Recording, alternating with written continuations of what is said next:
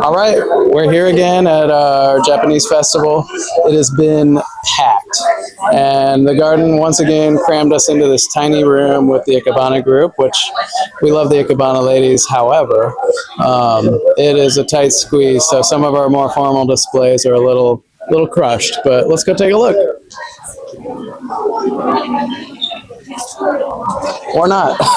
It's a little packed in here. There doesn't seem to be any sort of organized flow, so we're just going to find our first spot. Okay, we'll start with this black pine. This one was obviously developed by nursery stock. You look in there and you can see the graft. But a great way to hide the graft was with the dead wood right at that graft union. It's a nice old tree that obviously had a lot of years in development.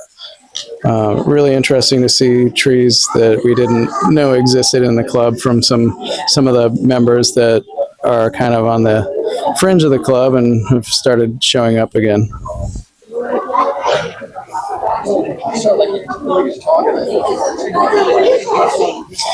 All right, nice little Hinoki cypress with a scroll behind it. It's a great little effort on it, kind of a windswept style, almost a clump style. Really naturalistic. Would love to see those pads develop a little more refinement, but really it is nice, quiet, elegant tree. All right, fantastic old black pine. Really love the look of this tree. Great movement in it, nice lean, a lot of age to it. Really great bark. The nabari on it shows a lot of age as well. If you really pan in, you'll see there's some really nice bark even along the old branches. Some lichen growing up there. Fantastic show of age, and usually I don't like really busy kusamono displayed, but what a nice kusamono that one is.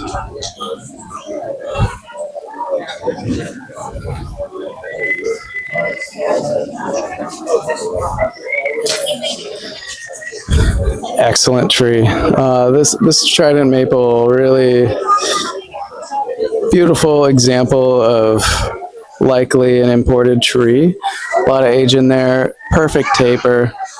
It's rare to see such great movement in trident maple trunks. They grow pretty strong and heavy, and so to get age with that kind of movement and taper, really hard. Usually you see these trunks growing very straight, so very powerful tree with super elegant movement, which is a rare combination. Beautiful. Another lovely little accent plant with that one. A little simpler. Might be a little big for the display, mainly just because they're so close together. I wish we could have spread this one out a little more. Bark maple here, or rough bark maple, Acer pomade Amerikawa. The owner of this tree is very good at growing deciduous material, and he has such an interesting approach of growing slow under shade, not a lot of heavy pruning and that kind of refinement, and it just adds a bit of wildness to his deciduous trees that I think is really hard to get with very formal training. I think it's fantastic. I love it. I think it really evokes a bit of that less hand of man approach to working our bonsai. Chinese elms are often not presented super well because it's an easier tree to do and to get. So a lot of times when they're bought at nurseries, they have extreme bends in them, to kind of draw in the eye of a beginner. This is a really great example of a deciduous tree, really nice branching, a lot of age to it. It's not fully fused to the rock as far as melted roots to the rock, but it's starting to. Um, I don't know if there would be a way to kind of highlight some of the dead wood that you see on the Nabari, but hollowing it out would probably be ill-advised at this point, but I'm not real sure. But I do like this tree. Typically, some of the root over rock elms don't look great because they will just form like a fist over the rock. But this is one that's really starting to show the age. Really nice branching, nice little tree. Well, here's one I put together. People always ask me how many trees are in this one, and I couldn't tell you. I don't remember. I do like to put forests together. I usually put a few together each year. These were, sorry, I'm looking at another tree. These were trident maple seedlings dug out of the ground. A lot of times when we buy trident maple seedlings, they have very straight trunks, pretty uninteresting. These have a lot of subtle movement from being seedlings that had probably been run over by a lawnmower once or twice before I took them out of the ground. I put this one together probably in 2017 in a great pot. The stand's a little big for the pot, but it was the only one we could find that really worked, and it presents it really well. When I do an accent plant with something like this, I want to make sure the scale's right. This one's a bit of a larger pot, but the leaf on this is smaller than the leaves of the tree that is being presented. So I do like that. Brings the scale down a little bit.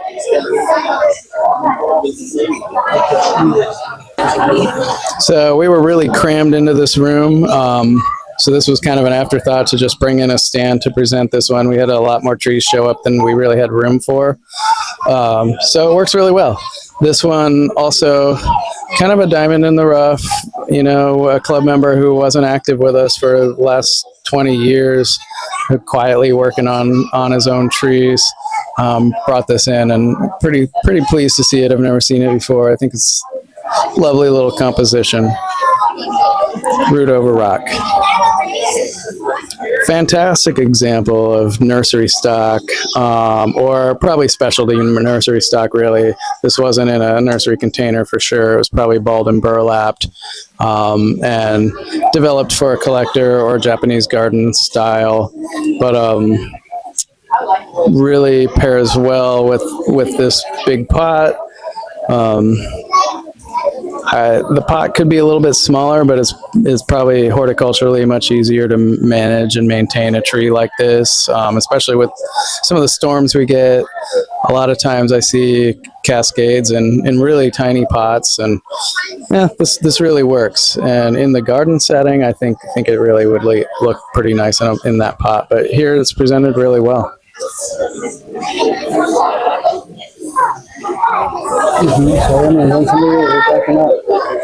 Okay, fun little display. Teeny tiny trees. I mean, no bigger than my thumb. That's pretty cool. I don't work this small very often, so I'm always thrilled when I see somebody doing it well. These trees, each in their own, are really great.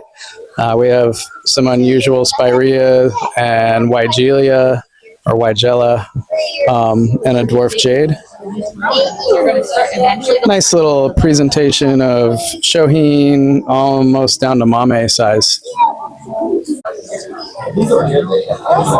All right, well, we have some presents here. If you get me in front of it, you'll see the scale of this giant banyan. Large tropical trees.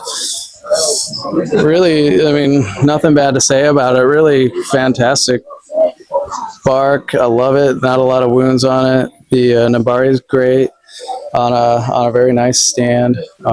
This one's getting a lot of people to stop and look at it. So it tells you a lot about the presence of large trees and what they evoke for people.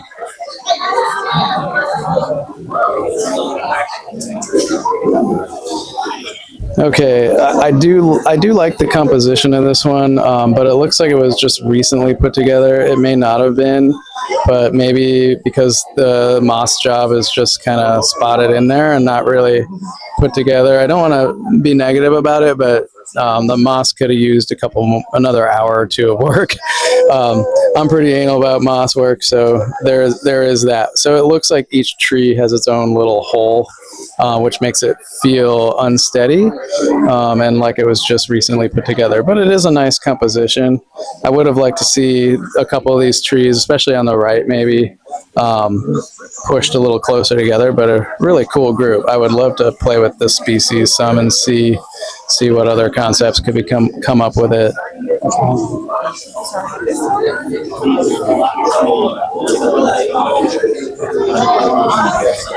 All right, there's always a ginkgo in the show.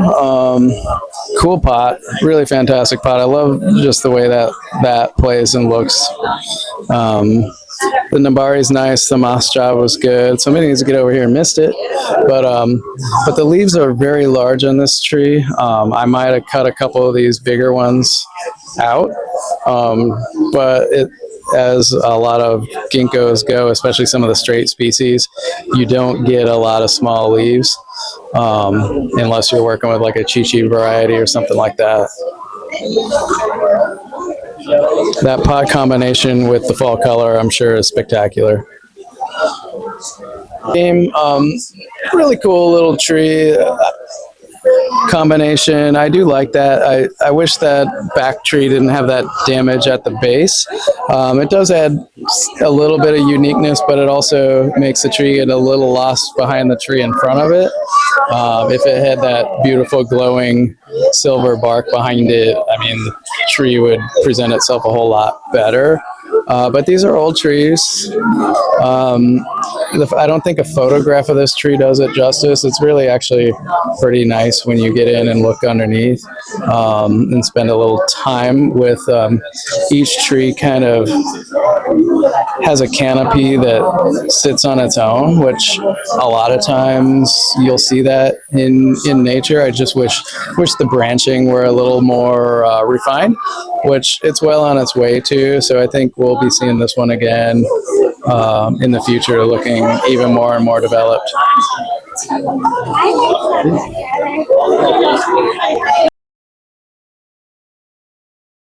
Interesting stand here. I think that the trees are all a little too big, or at least the one in the center. I love the movement and placement of everything.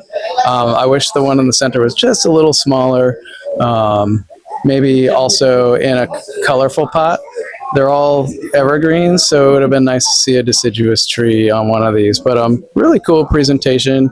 Definitely a lot larger than shohin. So these are all chuhin-sized trees.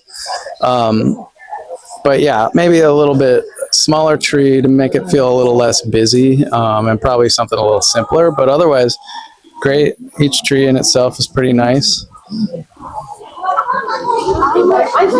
And then I think the accents were just kind of crammed on there just because we had run out of space.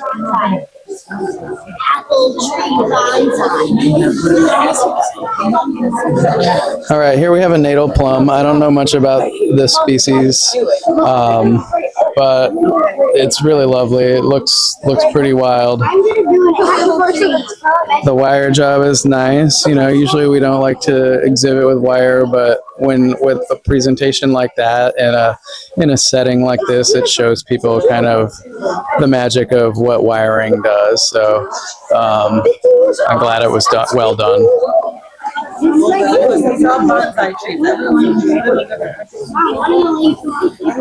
Okay, I think this will probably be the last one we visit, but this is a Seka Hinoki. Every little bit of that is green. It is beautiful. This tree stands probably about 10 inches tall. It is absolutely lovely. It's a very difficult species, sometimes, you know, closer to deciduous care. You know, I like to keep these guys a little shaded. Obviously, the owner of this tree really knows where to place the tree. It can be a kind of a hard climate here in St. Louis. You can see just how busy this weekend gets for us. So I would say one of the biggest drawbacks of this show is how many people come, and one of the greatest things about the show is how many people come. A lot of times it is completely packed in there, and people are just shuffling past each tree, not really getting a great view, which is unfortunate. But we do have a really nice presentation in there, so we gain a lot of membership, a lot of enthusiasm, a lot of interest. Seeing the awe on people's faces makes it well worth it, and it's just a really great positive thing. We're happy that we can be here to present at the Japanese festival and show off what our historic club has been able to do.